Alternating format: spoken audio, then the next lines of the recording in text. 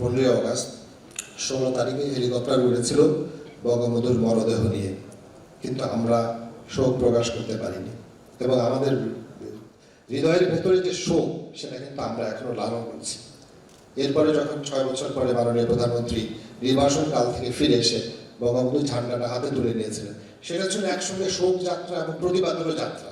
এবং এই দীর্ঘ 21 বছর কিন্তু লেগেছে শুধুমাত্র বঙ্গবন্ধুর যে অর্থাৎ বঙ্গবন্ধুকে শ্রদ্ধা জানাবার বা তার আদর্শকে পুনঃপ্রতিষ্ঠা করার কাজটা। কিন্তু আমরা দেখেছি যে প্রতি বছর বঙ্গবন্ধুকে নিয়ে যে পরিমাণে লেখা হচ্ছে, সেই লেখার ভেতরে একই সঙ্গে থাকছে শোক, একই সঙ্গে তারুণ্যের স্পর্ধিত উচ্চারণ থাকছে, একই সঙ্গে প্রতিবাদ থাকছে। এটি কিন্তু একই সঙ্গে তাৎক্ষণিকভাবে যেসব নেতাদেরকে নিয়ে শোক প্রকাশ করার সুযোগ পেয়েছে জনগণ, তারা কিন্তু সেই শোকটাকে হৃদয়ে ধারণ করেনি সেভাবে।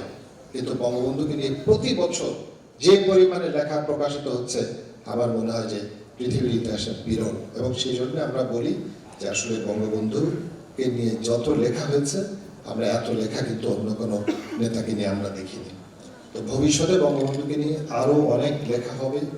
এবং আপনারা রবীন্দ্রনাথের সভ্যতার সংকট অনেকে পড়েছেন। সভ্যতার সংকট একটা জায়গায় রবীন্দ্রনাথ লিখেছিলেন যে একটা সময় পূর্ব দিগন্তে অর্থাৎ মানবতার যে লাঞ্ছনা এবং দারিদ্র্যের যে লাঞ্ছনা ব্রিটিশ শাসন আমলে তিনি দেখে যে ক্ষুব্ধ হয়েছিলেন, তিনি লিখেছিলেন যে মানবতার এই লাঞ্ছনাকে মানে অপমান থেকে মানবতাকে মুক্ত করার জন্য পূর্ব দিগন্ত থেকেই সে মহামানবের আগমন ঘটবে।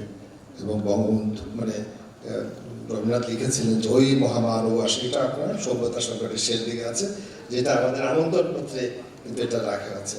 বঙ্গবন্ধু আসলে সেই মহামানব যার আগমনে দিকে দিকে রোমাঞ্চ লেগেছিল, একই সঙ্গে বঙ্গবন্ধু শোক এবং শক্তির উৎস হিসাবে আমাদের কাছে চিরকাল তিনি চিরঞ্জীব, একটা সৃজনশীলতার এবং মননশীলতার উৎস হিসাবে বেঁচে আছেন।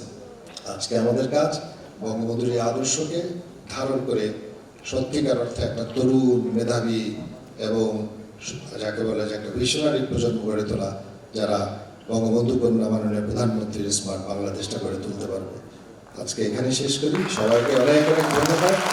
জয় বাংলা, জয় বঙ্গবন্ধু, বাংলাদেশ টুডে। পক্ষপাতের ভিড়ে আজ থেকে কোনো পক্ষ নয়, খবর হবে নিরপেক্ষ। বানোয়ার তথ্যবাদ, খবর হবে নিখাদ। ভেঙে গুজবের শিখ, খবর হবে নির্ভীক। এলো খবরের কাগজ, নিখাদ, নির্ভীক, নিরপেক্ষ।